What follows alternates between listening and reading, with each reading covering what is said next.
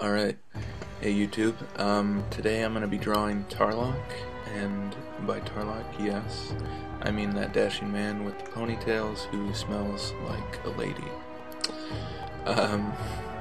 Alright, well, basically what I got to say is, what an episode. This episode for me,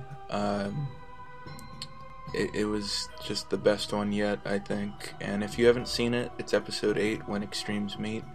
If you haven't seen it yet, I suggest you don't watch this. Come back once you've seen it, and because there's a spoiler. It's not that big of one, but I think you should just see it for yourself. Anyways, I knew Bloodbending would make an appearance for sure in this series. If it didn't, I don't know. It just had to. And what a great character Tarrlok is. I mean, just don't get me wrong, he's a total D-bag, but to have like a cartoon actually get you riled up and force you to shout at the TV, well, that's just amazing if you ask me. What a great show, amazing cast. Now, let's get to the juicy stuff here. So, Tarrlok Bloodbending. People keep thinking that, bloodbending must trace back to Hama, the crazy lady in the original series, or Katara, who learned it from Hama. So here's a theory I came up with on the fly. Haven't really seen it around yet, but then again, haven't really looked. So, also in the flashback, there's a man handcuffed in this courtroom who I think is Wacom. Pretty sure it's him, most likely, but we don't really know. Anyway, regardless, this theory could still, be somewhat believable. So perhaps Wacom was a student under Katara, and somehow Wacom learned of bloodbending through her. And then, he practiced the dark art and became proficient in it. And whether Katara mentioned this bending to him, or if he, or if she taught it to him, it's really irrelevant and disputable, but, somehow Wacom learned of the taboo. Once Wacom displayed this use of bloodbending on a larger scale, as in the flashback, people in society began to, recognize it more widely, just as metal bending's been widely recognized by today, in present day. It might have even been recorded into history books of bending, but still remained as a taboo and practiced only in secrecy by a few people. Now, how does this relate to Tarrlok? Well, I can guess that perhaps once the dark art became widely recognized and recorded, that Tarrlok, being the D-bag that he is, brushed up on the history of bloodbending and, participated in the dark art in secrecy, because you can't really do it publicly because it would have harmed his political reputation if such a high-ranking member of society, such as a councilman, was caught practicing the taboo art. And yeah, so after many sessions of bloodbending during full moons, I guess Tarrlok became proficient and is now able to bloodbend without the assistance of a full moon. This might explain how Tarrlok was able to bend the blood of Korra in this episode. This would also explain how Korra knows of the term bloodbending via the history books and recorded case of Wacom, because I don't think Katara would have mentioned it to Korra. I mean, she's just a young girl. I don't think she would have, because she knows better than that. And if she actually mentioned it to Wacom somehow, and it did all this, I don't think she'd ever mention it again to anyone. So, yeah.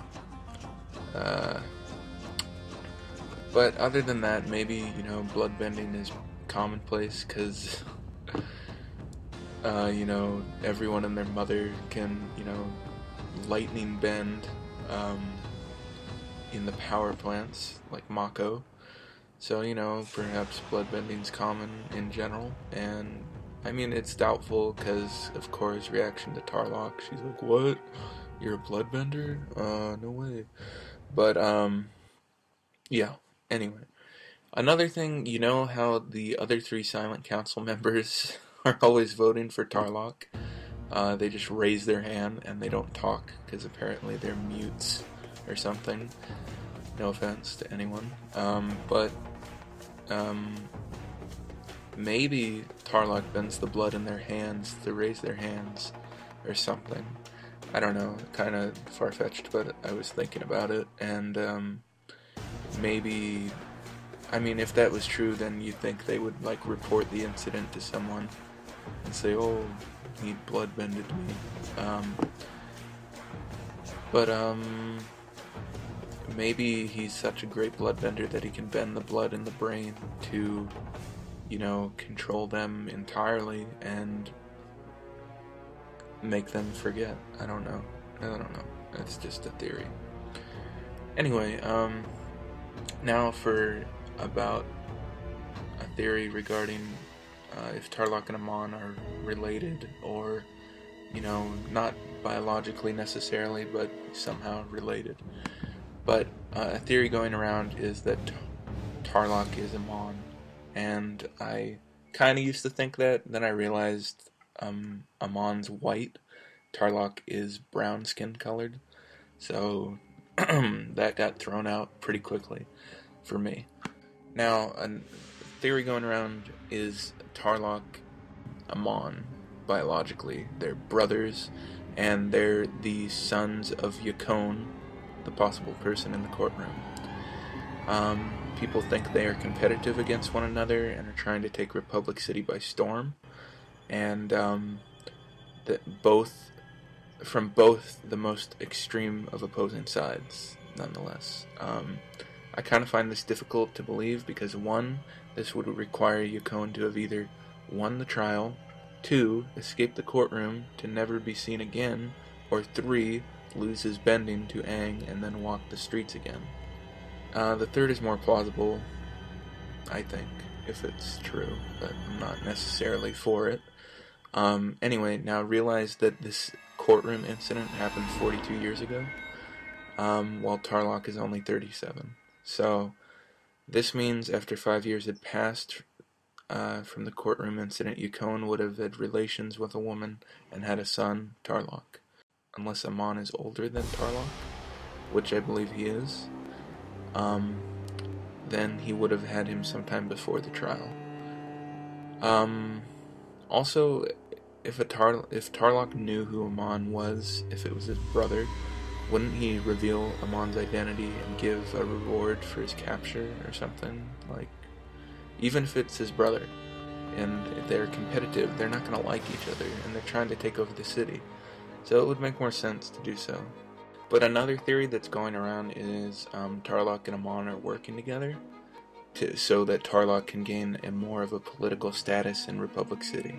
Now, this isn't too far-fetched, and I can believe it. Why? Because the exact same thing happened in the prequel trilogy of Star Wars. In that case, the Trade Federation, who would be Amon in this case, started a war against many planets in the galaxy, hence Republic City, and all while under the command of Darth Sidious, who in this case would be Tarrlok in disguise, who is actually Senator Palpatine, who is Tarrlok. So Palpatine, who is Tarrlok, countered the Federation, who is Amon, by creating a clone army, which would be Tarrlok's task force and metal bender cops, to end the war, which would be the anti-bending revolution. So at the end of this sad tale, Sidious, who is Tarrlok in disguise, betrays the Federation, who is Amon, and the war, the anti-bending revolution, comes to an end, where the galaxy, Republic City, is finally at peace under the rule of Emperor Palpatine, which in this case would be, the mayor of Republic City, Mayor Tarrlok, or whatever significant to that rank. But in this tale, I think Amon is going to betray Tarrlok, resulting in the latter losing his bending. This means Tarrlok will become a nobody on the council, and his followers will lose a heavy amount of morale, and Amon will then most likely gain a big flux of Equalist recruits and supporters, thus giving Amon and the non-benders an edge during the massive battle that's gonna happen. Yeah, it's gonna happen. Now, that's the theory there. Now, for this, where is Tarrlok taking Korra? This is the other thing. Where is he taking her? Well, wherever it is, I think she's going to have some time to meditate, and really hope she's going to contact Aang. Really hope so. Gotta see it. And I'm pretty positive it's going to happen this season. Maybe at the very end, if not next episode.